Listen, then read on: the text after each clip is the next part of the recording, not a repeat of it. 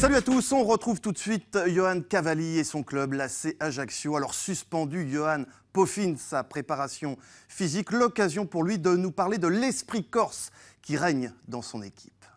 Est-ce que tu penses que c'est important pour un club comme celui-ci d'avoir des joueurs corses? Oui, moi de toute manière j'ai toujours pensé que pour des clubs corses, il était important d'avoir des Corses. Maintenant, comme j'ai dit le soir de la montée l'an dernier, c'est pas tout d'avoir des Corses, il faut des Corses qui ont la mentalité corse. C'est quoi l'esprit corse? L'esprit corse, c'est de jamais lâcher, de toujours continuer jusqu'au dernier moment, parce qu'on a vu que la montée l'an dernier s'est passée à la dernière seconde, et le maintien se passera forcément à la dernière seconde. Donc si on n'avait pas eu cette mentalité-là, je pense qu'on aurait déjà lâché aujourd'hui.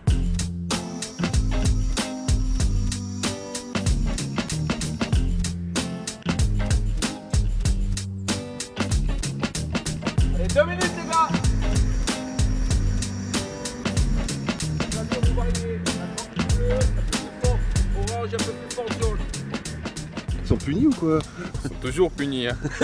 Non, il faut les maintenir au niveau. Quand on est suspendu, il faut travailler pour rester au niveau. Et quand on a été blessé, il faut travailler pour revenir. Donc, Eh oui, parce que Johan a pris 3 matchs, voilà. ouais, 3 matchs. Donc il faut rattraper, il faut le maintenir tous les jours. Enfin, pas tous les jours, mais une fois tous les 2 jours, il a une séance supplémentaire.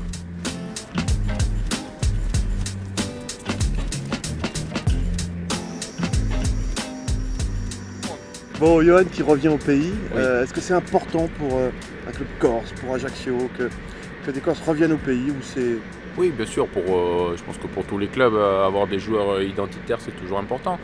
Donc pour Ajaccio, c'est une bonne chose, bon, surtout quand on a des joueurs qui reviennent, mais avec un esprit plus ou moins revanchard, parce qu'il n'a jamais passé au très haut niveau en Ligue 1, donc ça lui permet de pouvoir cette année s'exprimer à ce niveau, et il est en train d'arriver de mieux en mieux.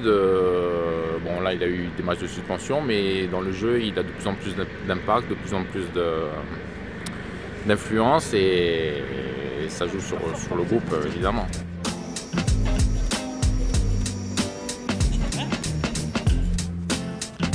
C'est bon, récupérer, marcher. Regarde les images, tu vois. Voilà.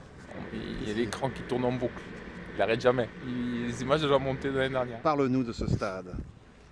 C'est un stade où j'avais souvent joué contre et qui m'avait jamais porté chance, parce que vraiment? j'ai souvent perdu là, j'ai même jamais gagné. Et en arrivant l'an dernier ici, on a fait une série de matchs où on a été invaincu à domicile pendant pratiquement toute la seconde partie. Et malheureusement cette année, quand on a débuté le championnat, on voulait garder cette invincibilité. Et ça s'est très mal passé depuis le début. Et on s'est dit que justement, si on voulait essayer de se maintenir cette année, ça allait passer par ce stade-là. Et on a rectifié le tir. Maintenant, comme pour tout à l'heure, il faut vraiment continuer jusqu'au bout. Bon, c'est parti, on va déjeuner peut-être, non? Allez, on va manger un bout.